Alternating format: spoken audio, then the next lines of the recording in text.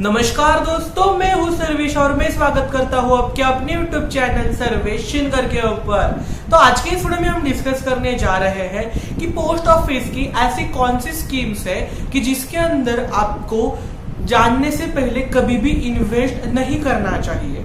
उसकी जो क्राइटेरियाज है वो सबसे पहले आपको जान लेने चाहिए, उसके बाद ही आपको इन स्कीमों में जो है वो अपने पैसे इन्वेस्ट करने चाहिए।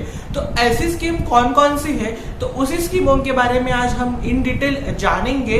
तो वीडियो को कृपया करके एंड तक जरूर देखिएगा। तो दोस्तों, जैसे बता दो, पोस्ट ऑफिस में बहुत सारे लोगों की अभी इन्वेस्टमेंट बढ़ गई है as compare to other banks और जो कॉर्पोरेट सेक्टर से, वहां से अभी पोस्ट ऑफिस में इन्वेस्टमेंट की जो रेशियो है वो अभी बढ़ गया है। तो ऐसा क्यों हुआ है? क्योंकि पोस्ट ऑफिस ने बहुत ही आकर्षक ब्याज दर रखे हैं, जिसकी तरफ बहुत ही नॉर्मल पीपल्स बहुत ही जल्दी अट्रैक्ट हो रहे हैं, आकर्षित हो रहे हैं।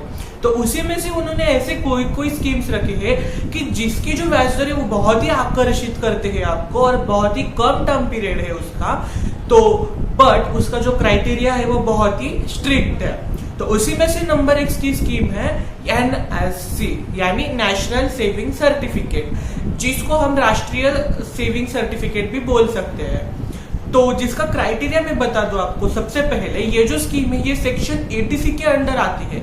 जो इनकम टैक्स अपना बचाना चाहते हैं वो लोग ये स्कीम लेना प्रेफर करते हैं। तो बता दो आपको, इस स्कीम का क्राइटेरिया ऐसा है, इसका टर्म पीरियड 5 साल का है और उसका जो लॉकिंग पीरियड है वो भी 5 साल का है। यानी अगर आपको कितनी भी जरूरत आई बीच में, अगर मेडिकल इमरजेंसी भी रही, तो भी आप इस स्कीम में से पैसे निकाल नहीं सकते हो। अगर इनकेस आपकी जो अकाउंट होल्डर है उसकी एक्सीडेंटल डेथ हो गई, फिर भी आप इस स्कीम से पैसे नहीं निकाल सकते हो 5 साल होने तक। जो आपकी डेट ऑफ मैच्योरिटी है उसके बाद ही आप इसको जो अकाउंट है वो आपका डिफ्रीज किया जाएगा।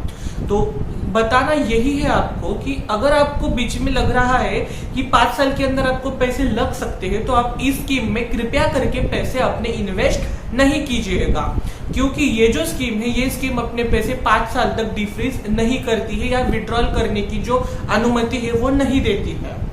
तो बता दूं आपको और एक बात कि NSC को अगर आपको बीच में पैसे चाहिए होंगे तो आप NSC बैंक में देके तारण रख के उसके ऊपर आप पैसे ले सकते हो, बट उसके लिए आपको कुछ रेट ऑफ इंटरेस्ट बैंक को जो है वो चार्ज करना पड़ेगा, क्योंकि वो एक प्रकार का लोन होता है।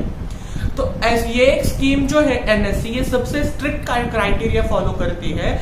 तो यही बताना है आपको कि NSC का जो अभी फिलहाल का रेट ऑफ इंटरेस्ट चल रहा है वो चल रहा है 7.7%, जो नॉर्मल 5 साल की एफडीज और EMIs से कई गुना ज्यादा है।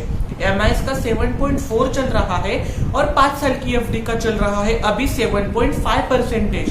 तो EMI से 0.3 से और TD से 0.2 से ज्यादा ब्याज दर दे रहा है NSC यानी नेशनल सेविंग सर्टिफिकेट। तो लोगों का जो कल है, जो आकर्षण है वो NSC की तरफ ज्यादा होता है एज कम्पेयर टू ये 2 स्कीम। पर ये जो 2 स्कीम्स है इनकी क्राइटेरियाज और जो टर्म्स एंड कंडीशन है इतनी स्ट्रांग नहीं है। आप ये दोनों की जो पैसे हो बीच में ब्रेक कर सकते हो, बट NSC आप बीच में ब्रेक कहीं भी नहीं कर सकते हो।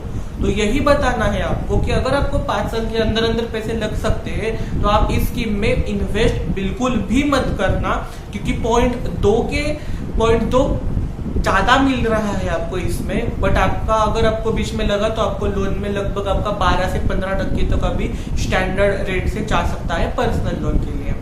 तो यही है बस बताना आज के वीडियो में कि सब स्कीमों के बारे में अच्छी तरह से जान लो और फिर ही इसमें जो है अपने पैसे इन्वेस्ट करेगा। ठीक है, तो आज के वीडियो में इतना ही था। अगर ये वीडियो आपको अच्छी लगी होगी तो वीडियो को लाइक करना, चैनल पे नए तो सब्सक्राइब तो बनता ही है, और दोस्तों के साथ ज्यादा से ज्यादा शेयर करना, ताकि आपके दोस्तों को भी पता चल सके कि NSC का क्राइटेरिया क्या होता है और कौन सी स्कीम में हमको कौन सा राइट टाइम होता है इन्वेस्टमेंट के लिए। तो ओके, जय हिंद, जय भारत।